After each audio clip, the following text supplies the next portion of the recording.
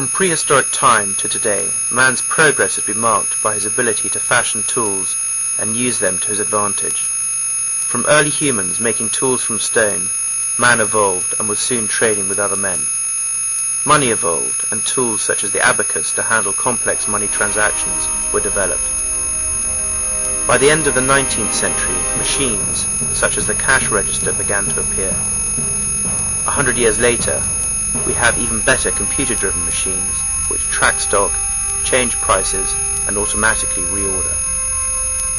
Meanwhile, the reinsurance industry has failed to embrace man's drive for progress.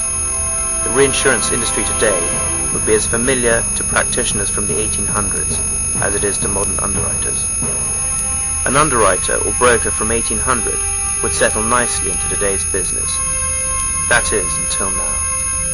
For the reinsurance industry, pivot point changes everything.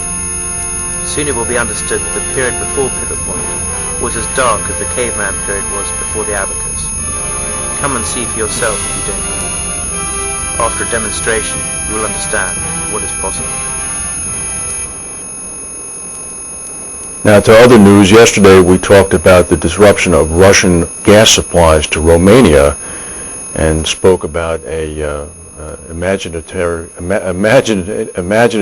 kind of meeting between Premier Putin and the people at Gazprom deciding which companies to turn off, and now we find out that that's not so far from the truth, as we'll hear in a second.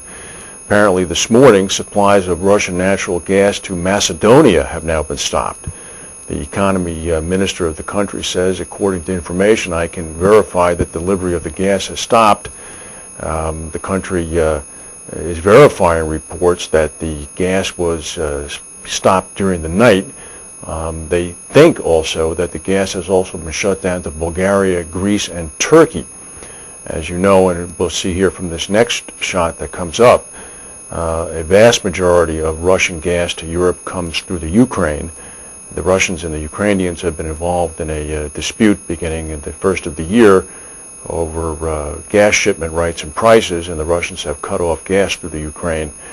Apparently what's happening now is that Premier Vladimir Putin ordered Gazprom to start cutting certain supplies bound for Europe in retaliation for the Ukraine's alleged theft of Russian gas.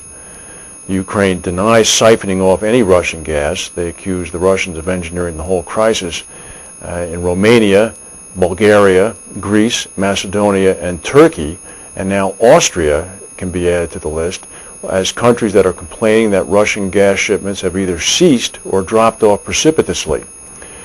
According to one report in the Agence France Presse, apparently yesterday, at a meeting at Putin's vacation home with the Gazprom chief executive, Alexei Miller, Prime Minister Putin ordered Miller to cut volumes of natural gas shipped through the Ukraine by amounts equivalent to those that Moscow has accused the Ukraine of stealing. And of course the Russians think the Ukrainians have been stealing quite a bit. Putin said, quote, "Start reducing it from today." Chief Executive Miller warned of the catastrophic downstream results that could affect other countries, and Putin repeated it, "Start reducing from today." They have started reducing from today pursuant to the order of Prime Minister Putin, and in the bitter cold of the European winter, a number of countries are without gas. In more pedestrian news, if you can, Toyota has announced that it's going to freeze its production.